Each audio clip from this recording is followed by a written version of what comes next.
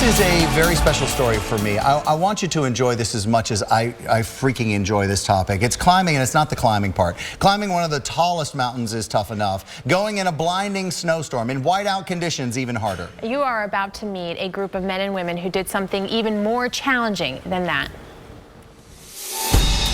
Where Kenya and Tanzania meet in eastern Africa, an ancient challenge bubbled out of a volcano some 200,000 years ago. Mount Kilimanjaro is one of the 7 summits, almost 20,000 feet high. 7 summits on 7 continents. I'm Bevan Bell. I make a living as a filmmaker, a shooter and editor. Kilimanjaro is the highest freestanding mountain on the planet. I'm an Eagle Scout, so we did a lot of camping and a lot of, rappelling and backpacking and all that, but no, I've never climbed a 19,000-foot tall mountain. Last month, the cameraman set out to climb the rock, but he didn't do it alone. I've always been a motivated person, but after the accident, it just made me want things even more.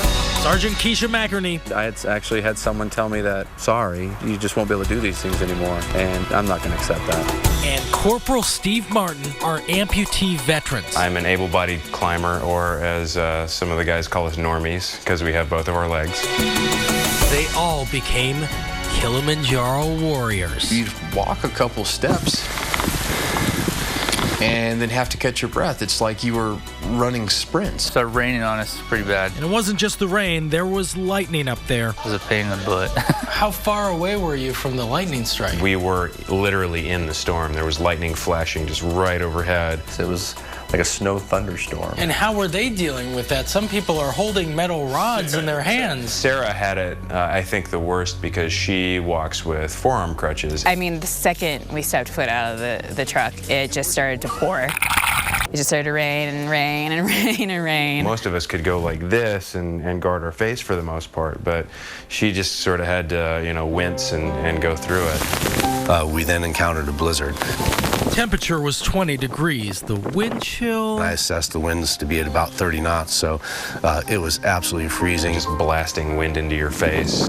All the amputees and the normies made it up to the top, but the challenge wasn't over. Because they don't have ankles, it's really hard for them to go downhill. The mud and ice made each prosthetic footstep dangerous. Going downhill is tough. Steve Martin, who was our double amputee, had taken a few falls, and he, went down on one shoulder and knocked it out of place. There were times on that mountain that I did not feel disabled, that I forgot I was an amputee. And that's the whole point of the climb, forgetting the disability and remembering they can do anything. Do it for you, do it for the people who can't do it for themselves, and never quit fighting. Dave Malkoff, The Weather Channel. A couple of words come to mind. Determined. Yeah. Inspirational. I mean, it almost makes me feel like I'm underachieving. What a great story they have there. Definitely a new definition of inspiring. Our collective hats off to all of those warriors. What an apt name for them. And to everyone who serves this country, thank you guys. And thanks for that little bit of juice this Wonderful morning, because story. I feel so much better.